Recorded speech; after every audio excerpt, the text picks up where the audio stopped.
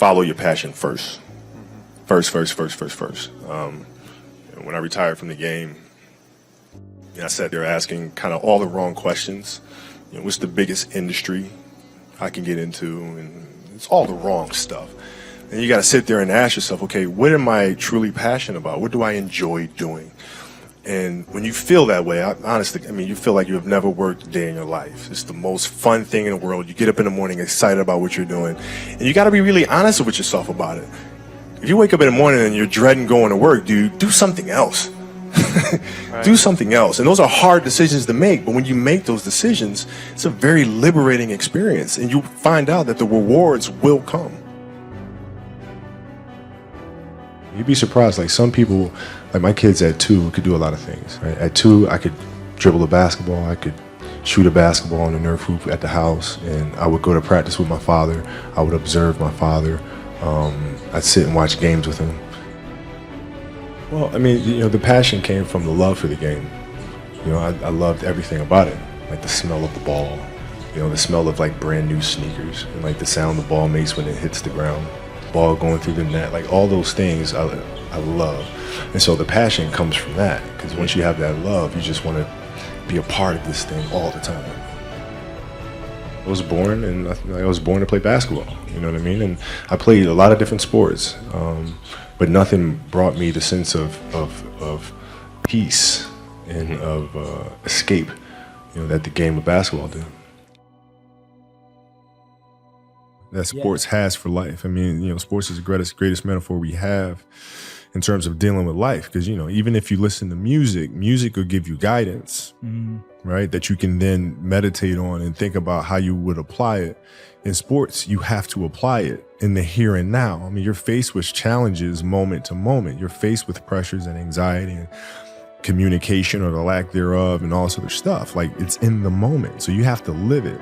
And when you practice those things, you become better at it. But I just feel like in this day and age, our children have become less imaginative about how to problem solve.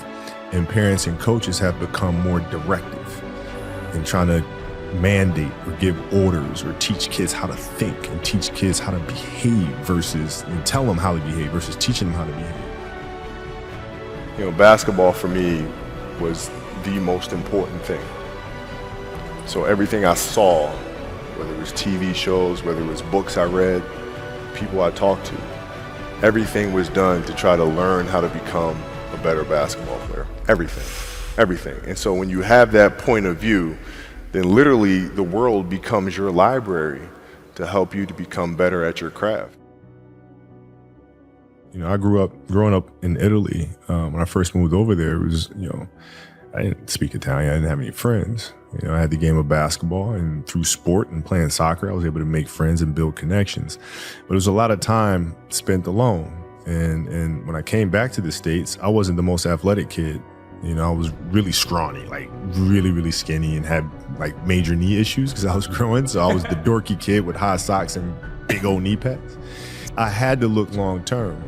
I had to look at it from a long term because I wasn't going to give up on the game. Right. So I had to say, okay, this year I'm going to get better at that. Next year, this, and then so forth and so on. And then patiently I was able to catch them. It's just piece by piece, and it's the consistency of the work, which I feel like a lot of parents are missing today because we're not teaching that to our kids. We tend to say like kids don't want to do the work, but in reality it's us. We're failing them because we're not leading them the right way and teaching them how to fish, you know what I mean? And so like the consistency of work, Monday, get better. Tuesday, get better. Wednesday, get better, right? And you do that over a period of time, not like 1 month or 2 months. It's 3, 4, 5, 6, 7, 8, 9, 10 years, and then you can get to where you want to go. If your job is to try to be the best basketball player you can be, right? To do that, you have to practice, you have to train, right? You want to train as much as you can, as often as you can. So if you get up at 10 in the morning, train at 11, right? 12, say 12, train at 12, train for 2 hours, 12 to 2. You have to let your body recover. So you eat, recover, whatever. You get back out, you train, start training again at 6. Train from 6 to 8, right? And now you go home, you shower, you eat dinner, you go to bed, you wake up, you do it again, right? Those are 2 sessions, right? Now imagine you wake up at 3, you train at 4. You go 4 to 6, come home, breakfast, relax, blah, blah, blah. Now you're back at it again, 9 to 11, right? You relax, and now all of a sudden you're back at it again, 2 to 4, and now you're back at it again, 7 to 9. Look how much more training I have done by simply starting at 4, right? And so now you do that, and as the years go on, the separation that you have with your competitors and your peers just grows larger and larger and larger and larger and larger. And by year 5 or 6, doesn't matter what kind of work they do in the summer, they're never going to catch up because they're 5 years behind. Right? So it makes sense to get up and start your day early because you can get more work in. I expected to win. Like I expected us to win championships. I expected us to win 5. Quite honestly, I expected us to win 8. And so when you have that vision in sports, it's a direct competition. Like I know how hard they're working. I know how hard we're working. I know what their strategy is. I know what ours is, So it's a little different. So when we win in the NBA, it was like, yeah, we expected to do that. But now we're going to come back and we're going to do it again, And so it's that constant like, all right, you're churning. You win one championship, I'm back in the gym the next day, working, getting ready for the next one.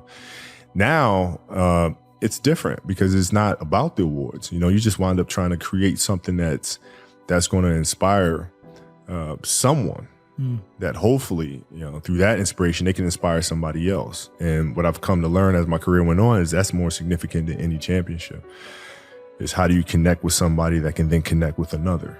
And then whether the awards come or not, that's for, the Academy Award body to decide. Yeah. But like for us, it's just to try to create things. The Mamba mentality simply means trying to be the best version of yourself. That's what the mentality means. It means every day you're trying to become better. And it's a constant quest. It's an infinite quest. So starting at the age of 2, when I first started playing the game, and on and on and on, I always asked questions. I always tried to get better every single day. I didn't feel good about myself if I wasn't doing everything I could to be the best version of myself. If I felt like I left anything on the table, it would eat away at me. I wouldn't be able to look myself in the mirror. Right? So the reason why I can retire now and be completely comfortable about it, because I know that I've done everything I could to be the best basketball player I could be. And so that's where it comes from for me. You can't leave any stone unturned.